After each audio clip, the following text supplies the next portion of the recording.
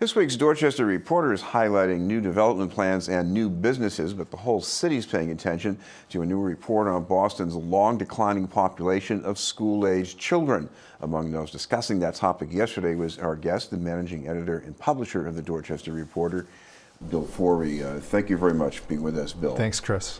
So, I mean, this report, the pattern citywide, was not very surprising, but it certainly struck me, and it must have struck you, that how much of this was happening in Dorchester.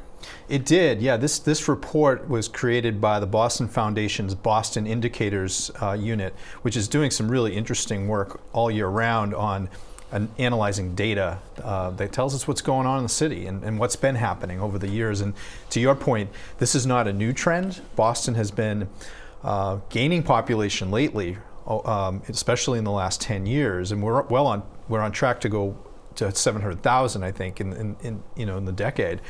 But the school-age population has been like the inverse. It's been going down, and that's been true since the 1970s, with a couple of peaks and valleys, but especially over the last 10 years, there's been some steady decline in the population of 5 to 17-year-olds, which is how this report defines school-age children.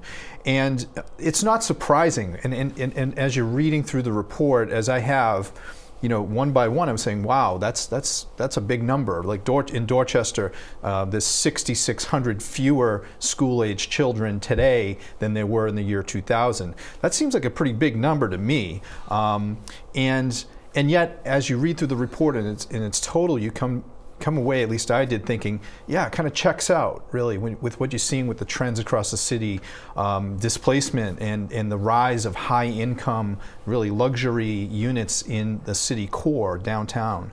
And that's now, of course, coming to fruition in neighborhoods like Dorchester, where the prices have been elevated. New housing that is in the pipeline now is also going to be higher priced than ever before. And so this trend that's outlined in this report, which is to me a bit bleak, that we'd be losing so many children, school-age children, over these years, and that is likely to continue given the kind of city that we've planned. Well, when you say planning, I'm even thinking back to the years right after World War II, with urban renewal. I mean, we want to get rid of some of those working class families and replace them with suburbanites, maybe, at least places to work for them.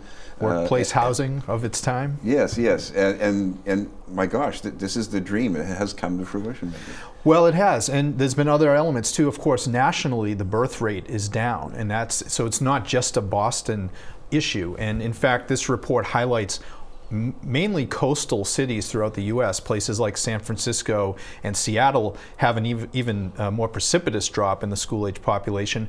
Cities like Washington, D.C., New York City, Baltimore, just like Boston, have seen declines.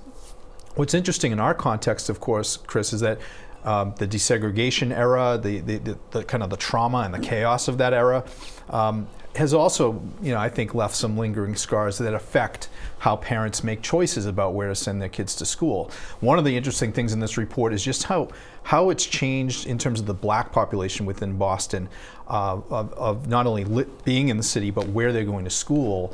And black children now make up about a third of the Boston public school community, as it was about 48% back in 1995. So in that time frame, there's been a big drop off. And one of the factors pointed to in this report is that the charter school movement has really absorbed a lot of the black population in Boston. About 53% of the enrollment within charter schools in the city are black children. And of course, the report also mentioned that since 1995, black students are the largest exodus from the district public schools. That's right. And so in that time frame as well, we've seen a big spike in the Latina population. And so that has offset those numbers a little bit. One other thing that's interesting to me as somebody who's from Dorchester and knowing the whole ecosystem of education as you do in that neighborhood, Chris, how important Catholic education has been throughout the decades. And the numbers have really dropped off there. There were about 25,000 children and teens in Catholic schools in 1976, and that number is now at 7,000. It checks out, right? Because there have been many closures of Catholic elementary schools through the years, even high schools. There just aren't those seats anymore, and those that are there are fighting with or competing with charter schools and the BPS system for those children. Of course, this whole report raises interesting questions. Do you try to attract some of those families that have been checking out over the past 4 or 5 decades, or do you just sort of live with what you've got here? Well, I think that's the real question that this raises: is who are we building schools for the next generation? Who do we want BPS, especially BPS, to be catering to and to be servicing? And there is an inference in the report that there should be an effort to recruit more families back into the system, or to keep families, especially new arrivals who have been here, higher income people, middle income people who live in Boston and do have children often at 0 to 4. And what this report shows is many of those folks leave the city once their kids do get to school age. For middle income, it's about half of them leave the city and go to the suburbs and find other opportunities and just get out of Boston. That's not a new thing, but it's certainly, there's so many more people now with high income in the city, and we have become that city of 2 Bostons, right? Now, one other trend in the Boston Public Schools: more racial segregation and more income segregation. I mean, so many students below poverty level, especially if you filter out the exam schools. Right, and what this report really drilled down on, which was interesting to me, is how much segregation there is, not only between white and black with that kind of binary old school way of thinking, but among students of color. There is quite a bit of siloing just among individual ethnic groups, Asian or Latino, new arrivals from Latin America and other points. So this report really shows that that's happening in an increasing way, and has been for the last decade or so. That's troubling to educators and policymakers who think that, and research does show this, that integration of multicultural people is important to the outcomes educationally for students of all backgrounds. This is BNN News, and we're talking with Bill Forry from the Dorchester Reporter.